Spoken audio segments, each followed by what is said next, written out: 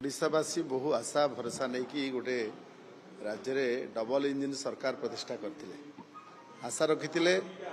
ओडिया अस्मिता सुरक्षित हम ओडिया स्वाभिमान ओडियार स्वार्थ सुरक्षित हम किंतु वास्तव में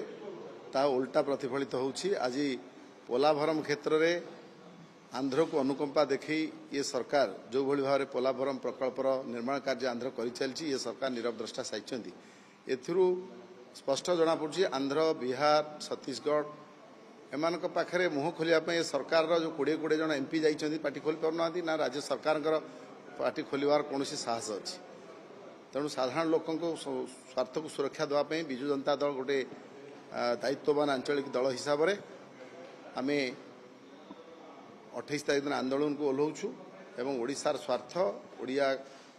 ओडिशार आदिवासी हरिजन लोक मान स्वार्थ को सुरक्षा देवाई मालकानगिरी जिला समेत से जो अंचल बुड़ीजीव पानी रे से सब अंचल